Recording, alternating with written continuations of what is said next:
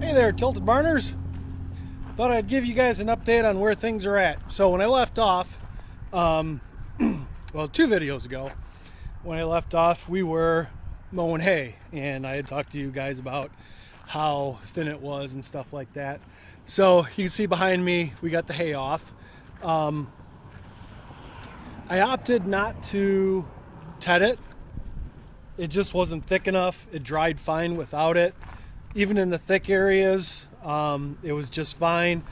So I let it sit for a day afterwards, and then the following day I went out to rake it with the intention of having it baled the following day. And after I got everything raked, I reached out to my round baler, and he's like, well, you got time today, is it ready? And it was. So that's what I did. So he ran out here real quick and got it all baled up. You can see behind me, it's looking really good. The new, this regrowth after mowing, just really looks good. A nice catch. So happy with what we're seeing so far. There's some spots here, by my feet. It's a little thinner. For the most part, though, I'm pretty happy. The reason I didn't really get any video was I got the hay bob back up and running, and if you remember, earlier in the spring, we decided to sell our big hay rake, and the reason we decided to sell it was that it was bigger than what we needed for this new piece of property.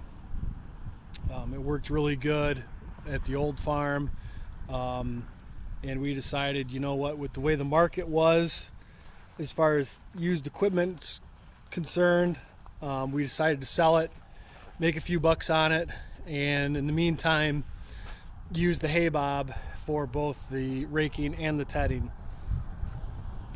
I cannot express to you enough how much I regret that decision. In a matter of minutes, I realized how much I hated the hay bob. That thing, it is just, it does everything and it's not good at anything. That's the best way to characterize it. I went over that field twice with it, and it did not go well. So I spent a lot more fuel. I think I probably did more damage than good, because those tines, they hit the dirt and they end up kicking up a lot of dust, and it puts a lot of ash in the hay bales. So talked to Mrs. Tilted Barn. I don't know what we're going to do next year. We've only got one cutting this year. Next year we'll only have another cutting again. Maybe I just take it for what it is and do 2 years of hay with this. And then in the following year, when we're going to be doing 3 cuttings, we buy another smaller hay rake and go that route. So I don't know. Let me know what you think.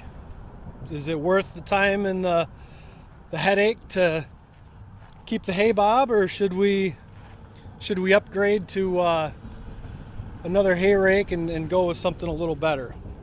So let me know what you think down in the comments.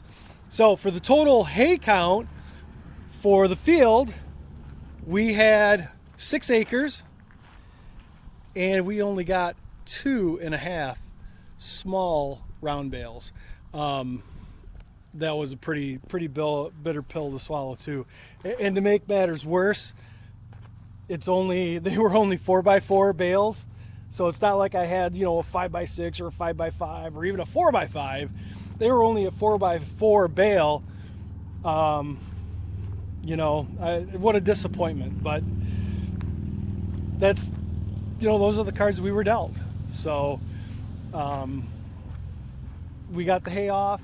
You can see it behind me.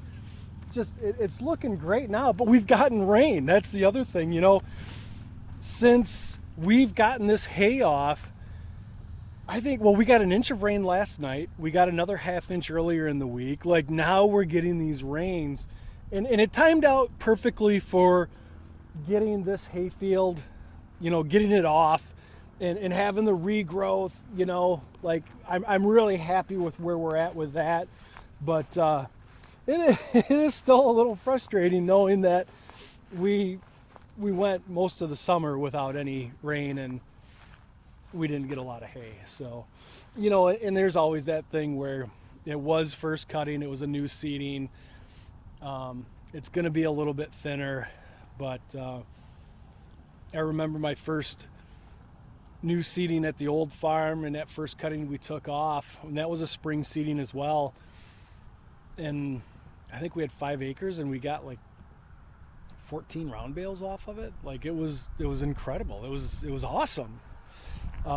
So I kind of had that vision in my head of what we were going to get out here, and that just wasn't the case. So,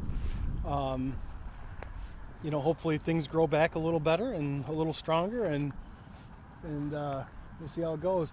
So you can see I'm in this area where we had the old, not the old, but that center area that was a little wet, and you can see where it's a little thinner through here, different color. I'm hoping that that helps the alfalfa, getting the weeds and stuff off there, helps that alfalfa come back through. And you can see the girls behind me here in the bull. They're following along. As I'm walking up and down the fence and down the lane here, they're following me back and forth along the fence line. So they know that it's time for them to have their daily move in the pasture. So they're thinking wherever I go, they go, and so that's where they're going to be let in the new pasture. So they've got me patterned. But so that's it in a nutshell with where we ended up with first cutting. A disappointment, yes, but it is what it is. So again, let me know what you think about the hay bob versus hay rake situation. And I'd like to thank everybody for watching. Don't forget to hit that subscribe button, and we'll see you on the next one.